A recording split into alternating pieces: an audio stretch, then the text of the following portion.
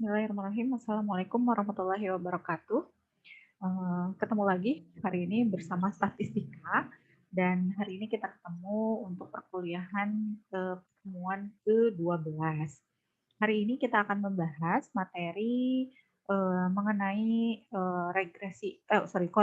korelasi sederhana, di mana materi ini merupakan materi terakhir di mata kuliah statistika karena ini adalah pertemuan ke-12 dan kita rencananya di pertemuan ke-13 itu akan mengerjakan beberapa tugas ya. Jadi tugasnya nanti itu adalah mengerjakan beberapa soal yang terkait dari materi di pertemuan 10, 11, dan 12. Jadi di 3 pertemuan sampai hari ini. Jadi hari ini kita akan membahas mengenai materi terakhir, yaitu mengenai analisis korelasi sederhana. Nah, ini dia. Jadi ini materinya adalah nyambung dari yang kemarin. Kalau kemarin kita bahas mengenai analisis regresi, sekarang kita akan bahas mengenai analisis korelasi. Jadi regresi dan korelasi ini sebetulnya masih saudaraan gitu ya, istilah lainnya masih saudaraan karena memang biasanya untuk membahas analisis korelasi ini itu didahului dengan analisis regresi. Oke, jadi sebagaimana mungkin teman-teman tahu bahwa istilah korelasi ini menunjukkan bahwa adanya keterkaitan atau hubungan dari dua hal yang berbeda. Nah, dalam hal ini analisis korelasinya sendiri ini adalah membahas mengenai keterkaitan dua variabel, yaitu yang sudah kemarin kita bahas bahwa dalam statistika itu ada yang namanya variabel bebas dan juga ada variabel terikat, atau ada yang namanya variabel X dan variabel Y. Nah, di analisis ini kita akan membahas bagaimana sih korelasinya gitu. Kalau kemarin kita bahas mengenai regresinya, ada nggak sih pengaruhnya gitu kan? Kalau kemarin kita bahas pengaruhnya, sekarang ini hubungannya atau keterkaitannya sekuat apa? Seperti itu. Jadi kita mulai dari pengertian korelasinya sendiri. Korelasi ini merupakan salah satu teknik analisis dalam statistika yang digunakan untuk mencari derajat seberapa kuatkah hubungan antar dua variabel yang bersifat kuantitatif. Jadi korelasinya sendiri ini memang digunakan untuk mencari derajat hubungan. Jadi seberapa kuatkah atau seberapa lemahkah.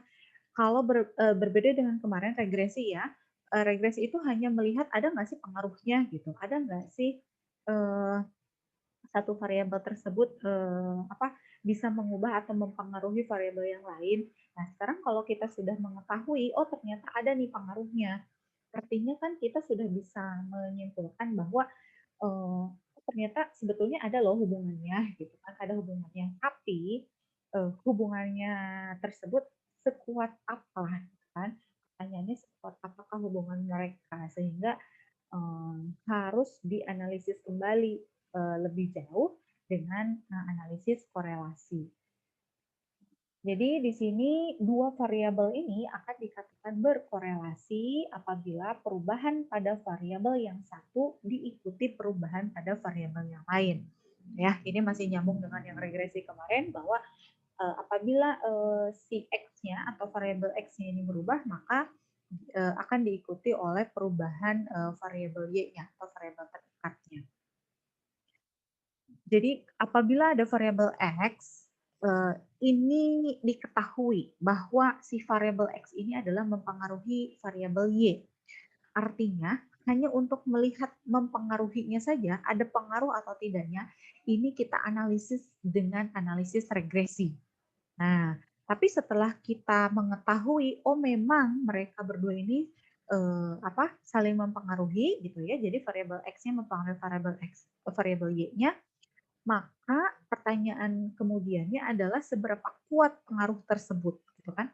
Seberapa besar hubungan keterkaitan mereka. Nah, ini untuk mengetahui seberapa kuatnya itu dianalisis dengan analisis korelasi. Jadi sekali lagi saya tekankan bahwa regresi itu untuk melihat ada atau tidaknya keterpengaruhan, hubungannya ada atau tidak. Hanya sekedar ada atau tidak. Tapi seberapa kuat atau lemahnya itu dianalisis dengan korelasi. Ya. Jadi Hubungan dua variabel tersebut dapat terjadi karena adanya hubungan sebab akibat atau dapat pula terjadi karena kebetulan saja. Intinya sih di korelasi ini kita melihat seberapa kuatnya, gitu kan. Baik itu karena memang adanya sebab atau akibat atau memang pula terjadi karena kebetulan saja. Nah, kemudian untuk pola atau bentuk hubungan antar dua variabel ini, kita nyatakan untuk kekuatan hubungannya itu adalah erat atau kuat gitu ya, lemah ataupun memang tidak ada hubungan sama sekali. Jadi kekuatan hubungan ini kita nyatakan dengan istilahnya, oh ini sangat kuat nih hubungannya, oh ini lemah nih, ataupun memang oh mereka ini tidak ada hubungan sama sekali, gitu kan? Kemudian untuk arahnya, arah atau bentuk hubungannya, apakah ini bisa dikatakan sebagai linear positif atau linear negatif? Kemarin untuk hubungannya itu sudah dibahas apakah mereka ini membentuk garis linear positif atau negatif gitu ya. Dan ini akan menunjukkan bagaimana arah atau bentuk hubungan dari kedua variabel tersebut. Kemudian bisa juga hubungan antara dua variabel ini dinyatakan melalui diagram pencar. Kalau diagram pencar ini kurang lebih bentuknya nanti akan seperti ini. Jadi bahwa ada noktah-noktah di sini atau titik-titik yang menunjukkan hubungan atau keterkaitan antara variabel X dengan variabel Y. Nah, di sini ada beberapa diagram pencar yang memang ini beda-beda ya.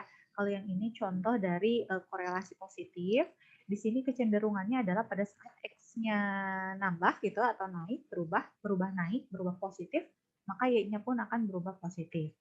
Kemudian untuk yang kedua ini adalah contoh untuk yang korelasinya negatif. Jadi ini sebaliknya. Jadi kalau X-nya cenderung naik gitu atau nambah ke arah positif, tapi si Y-nya ini malah turun gitu, malah turun. Itu untuk yang korelasi negatif. Kemudian untuk yang contoh yang tidak ada korelasi sama sekali ya, tidak ada hubungan sama sekali, ini sembarangan aja. Jadi titik-titiknya itu tidak membentuk pola khusus. Kalau yang tadi kan membentuk pola khusus dia cenderung naik ya, kalau ini cenderung turun, tapi ini acak-acakan aja. Jadi memang tidak bisa disimpulkan apakah ini korelasinya positif atau negatif. Pokoknya dia sembarangan aja.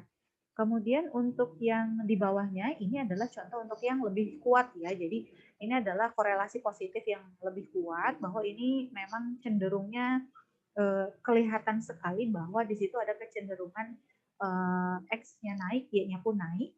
Sedangkan yang ini weak nih, weak negative correlation. Jadi korelasi negatif yang lemah. Dia juga kecenderungannya turun, tapi memang di sini lebih jarak antar noktah-noktahnya itu jauh, jadi lebih mencar. Atau mungkin kalau data-data tersebarnya itu lebih beragam, lebih menyebar gitu. Gitu. Jadi kalau data-data pertama mungkin kalau dicari standar deviasinya atau simpangan bakunya ini akan sangat besar. Ini untuk diagram pencar. Nah, untuk diagram pencar sendiri ini bisa digunakan untuk memperkirakan kecenderungan arah hubungan. Terbukti atau terlihat dari titik-titik yang terpasang di sini untuk setiap nilai X dan Y yang dihasilkan. Jadi ini bisa diperkirakan kecenderungannya apakah ini merupakan hubungan linear yang positif, apakah ini merupakan hubungan linear yang negatif atau memang tidak memiliki korelasi linear atau tidak ada hubungan, kan? Kemudian, nah ini kelemahannya adalah bahwa kalau untuk diagram pencar sendiri ini tidak dapat menunjukkan kuantitas kekuatan hubungan antara dua variabel. Jadi kalau kita punya data nih antara si X dan Y, kemudian kita pasangkan dalam diagram seperti ini, untuk setiap X-nya sekian, Y-nya sekian.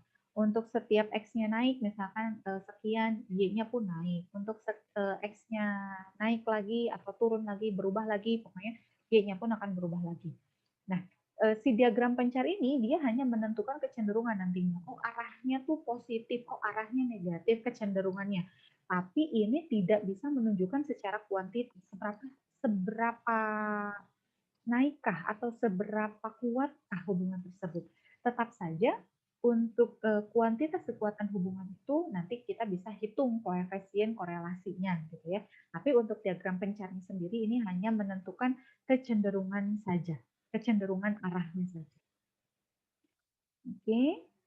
Nah, sekarang bagaimana caranya menganalisis tadi kekuatan kekuatan hubungannya dengan kuantitasnya, secara kuantitasnya atau secara angkanya. Sehingga kita bisa katakan bahwa itu merupakan hubungan yang positif atau hubungan yang negatif, atau ini kuat sekali, oh ini lemah, ini sedang, atau seperti apa gitu. Nah, bagaimana cara menentukan nilai kuantitasnya tersebut? Nah, ini kita mulai masuk nih ke analisis korelasi linear sederhana.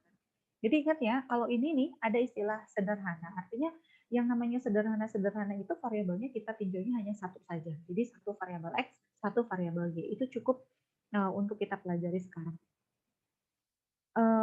Oke, jadi untuk menganalisis korelasi, ini adalah analisa yang membahas kuatnya hubungan antar variabel-variabel ya. Tadi sudah dikatakan demikian. Kemudian, nah ini juga korelasi linear sederhana itu yang namanya sederhana, ini hubungannya hanya antara satu variabel X dan satu variabel Y. Jadi kita hanya meninjau satu variabel saja masing-masing. Oke. Kemudian, nah, untuk menentukan kekuatan hubungan dari suatu variabel X dan variabel Y, ini kita gunakan teknik analisis korelasi dari Pearson. Nama lengkapnya adalah Carl Pearson. Gitu ya. Jadi untuk menentukan seberapa besar sih tadi angka kuantitasnya berapa gitu ya. Nah ini adalah rumusnya. Jadi kita nyatakan dengan R. R ini adalah koefisien korelasi produk momen. Jadi si R ini merupakan koefisien korelasi yang menyatakan kekuatan hubungan antara variabel X dan variabel Y itu. Jadi di sini juga bisa dilihat bahwa rumusnya itu tidak terlalu banyak yang harus dicari. Sebagaimana yang regresi kemarin, regresi itu pada saat kita memiliki data X, pada saat kita memiliki data Y, yang harus kita lakukan adalah untuk mencari X kuadrat, kemudian Y kuadrat, sama XY, begitu ya. Nah, ini pun untuk mencari korelasi produk momen pun cukup menggunakan si tabel-tabel tersebut. Jadi sebenarnya karena mereka ini bisa dikatakan sebagai saudaraan, jadi pengerjaannya pun bisa sekalian. Jadi pada saat kita mengerjakan si regresi, korelasi pun bisa langsung dikerjakan. Karena memang langkah-langkahnya atau tabel yang digunakan itu akan sama. Jadi ini memang sambungannya dari yang kemarin. Ya.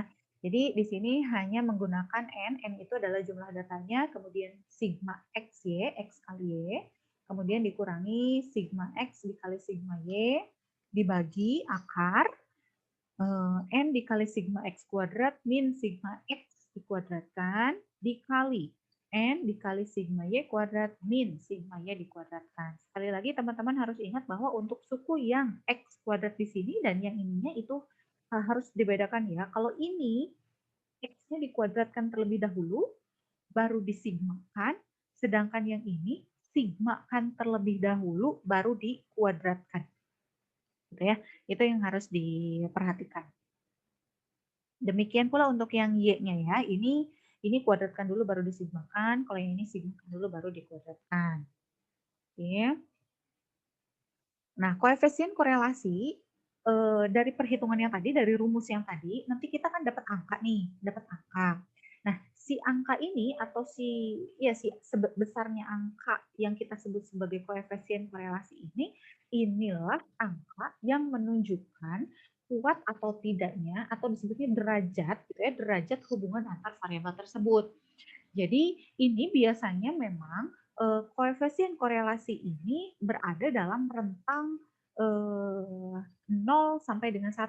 Tapi memang ada kemungkinannya nilainya itu negatif. Jadi kita bisa sebutkan bahwa oh itu rentangnya antara minus 1 sampai R sampai dengan 1. Jadi tapi untuk yang negatif dan positifnya ini dia hanya menunjukkan apa ya, kecenderungan hubungannya saja. Jadi kalau hasilnya positif, oh berarti memang cenderung positif. Pada saat X naik, Y pun naik. Tapi kalau yang negatif, berarti itu kecenderungannya negatif. Pada saat X naik, berarti Y-nya turun. Atau sebaliknya, pada saat X-nya turun, Y-nya naik. Gitu ya.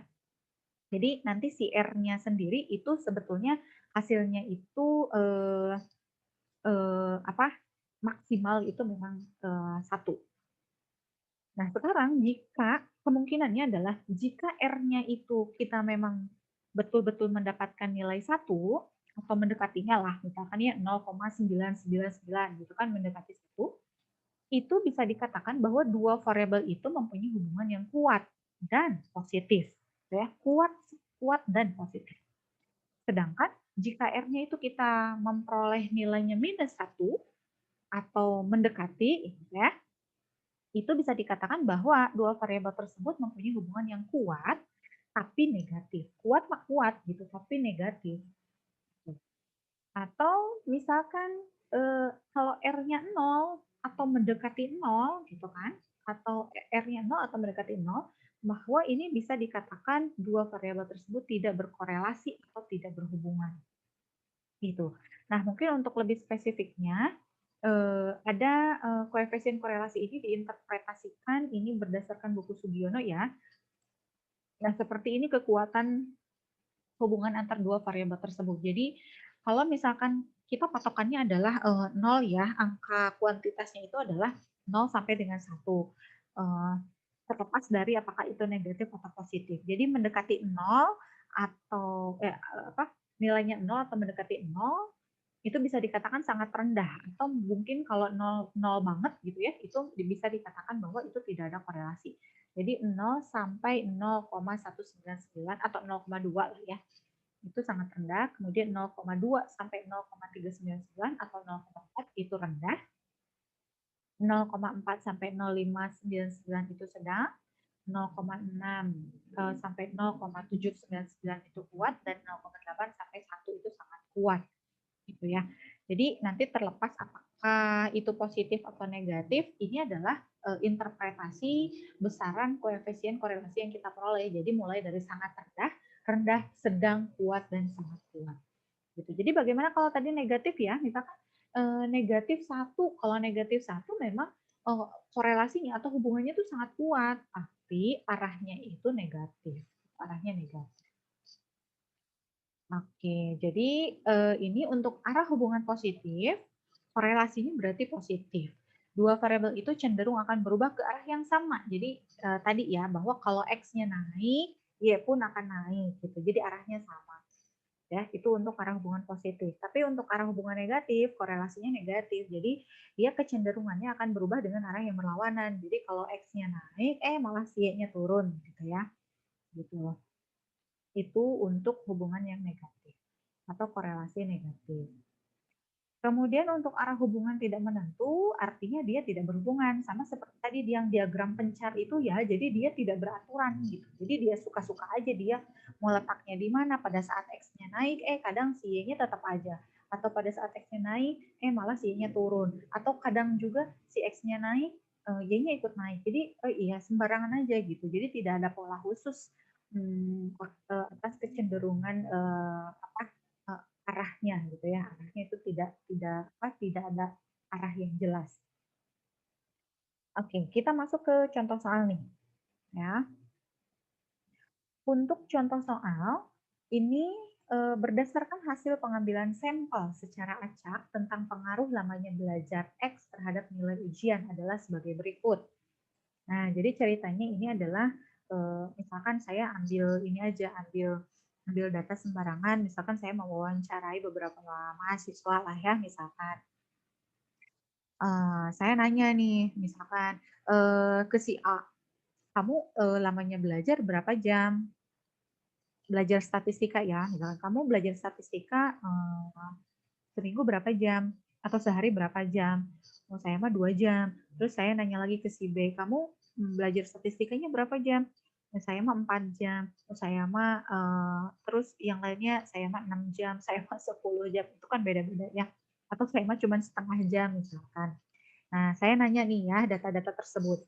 Nah, kemudian nanti pada saat ujian saya bisa melihat kan hasil ujiannya seperti apa. Oh, si yang 4 jam itu dia mah hasil ujiannya ini sekian. Kemudian yang lainnya saya mah sorry, untuk anak yang belajarnya 2 jam ternyata nilai ujiannya sekian, untuk yang setengah jam ternyata nilai ujiannya sekian, atau yang 10 jam misalkan nilai ujiannya sekian gitu kan. Saya nanti bisa membandingkan gitu kan. Oh, ternyata misalkan lamanya belajar sekian itu nanti hasil ujiannya sekian. Dan saya lihat misalkan untuk beberapa sampel yang berbeda, nah maka saya bisa menganalisis apakah memang jam belajar ini akan mempengaruhi nilai ujian. Kalaupun iya, seberapa kuat pengaruh dari lamanya jam belajar ini terhadap nilai ujian, kan? Nah, jadi ceritanya seperti itu. Jadi di sini ada nilai X dan Y dan nilai Y dari lamanya belajar terhadap nilai ujian. Nah, jadi saya di sini sudah ada 5 data. Jadi untuk yang 4 jam, 6 jam, 7 jam, 10 jam, dan 13 jam.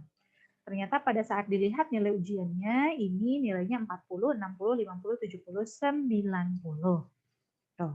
Nah, di sini yang paling menonjol adalah dari yang 6 jam, itu nilai ujiannya 60, ya kan? Tapi anak yang lain yang belajarnya itu lebih lama, yaitu 7 jam, nilainya malah lebih rendah. Nah, kalau misalkan ini kalau semuanya ini tidak ada yang aneh gitu, maksudnya ini lamanya belajar kan naik semua ya. Kalau di sininya ternyata naik semua sih, ini sudah bisa dikategorikan atau kita bisa menyimpulkan bahwa itu tuh memang berpengaruh gitu kan. Tapi di sini ada keanehan. Jadi walaupun keanehannya cuma satu data gitu kan, itu tetap harus dianalisis. Kita belum bisa menyimpulkan bagaimana kecenderungannya, bagaimana hubungannya apabila kita belum melakukan analisis.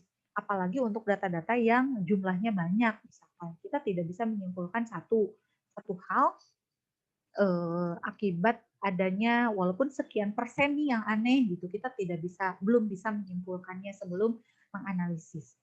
Nah, jadi dari nilai X dan Y ini untuk menganalisisnya